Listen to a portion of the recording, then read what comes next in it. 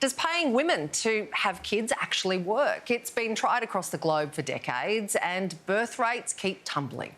Today, Aussies are asking, could a new baby bonus really work here? Faced with a new millennium baby drought, Peter Costello invited would-be Aussie parents to conceive on the Commonwealth's coin.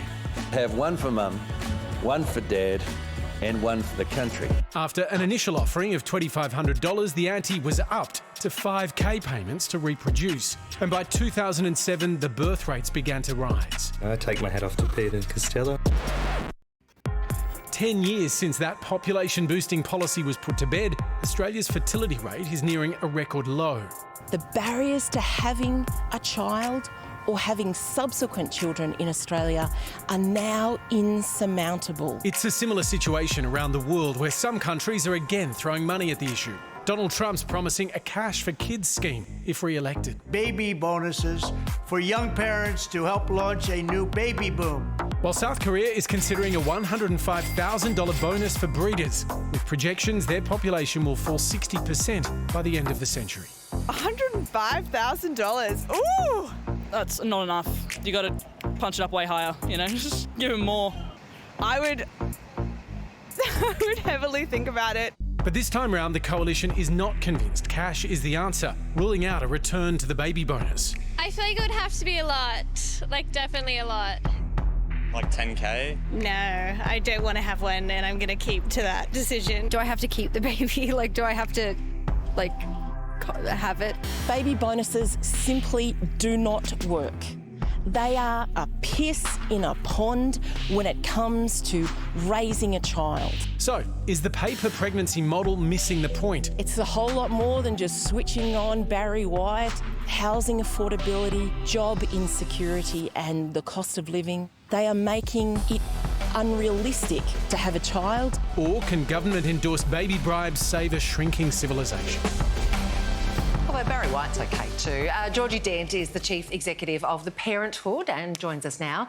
Georgie, you've already got 3 kids. How much money would the government have to pay you in order to have another one? More money than I think they have. You can't be bribed, come on.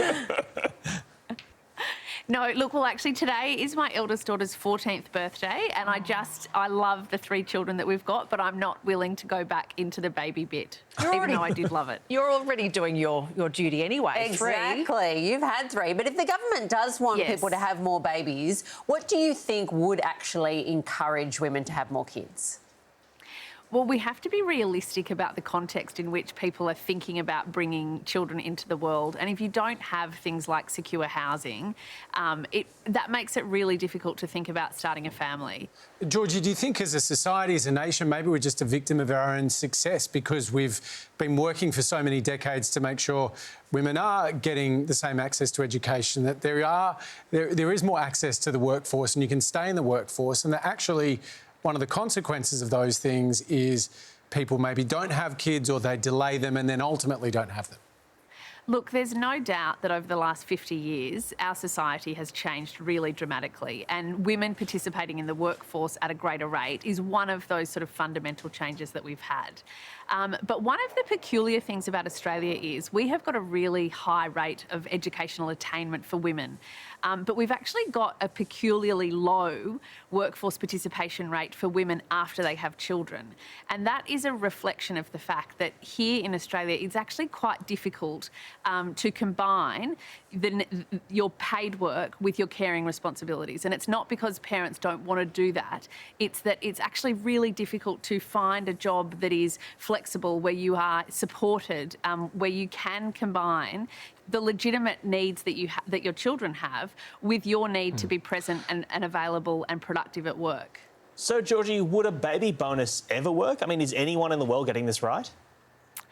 Look, baby bonuses are really effective as a little sugar hit. So you do see a sort of increase in the birth rate temporarily. but it's not sustainable. And that's why around the world, countries that have invested in the sort of more long-term structural solutions, like better paid parental leave, and not just better paid parental leave, but paid parental leave where men and women are openly encouraged and incentivised to take it. These are the kind of policies that actually do create a longer-term lift in the birth rate, because you're sort of looking at this structural problem. You're not, obviously, when you have a baby, it's not just, you don't just have increased costs for 6 weeks and the baby bonus gets you through that. It's if you're lucky, having children is a lifelong proposition, and you're going to need a fair bit of help along the way. So a baby bonus isn't really ever going to be the long-term fix that anyone needs if they're looking at increasing the birth rate. Georgie Dent, we appreciate your time. Thank you. Thanks for having me.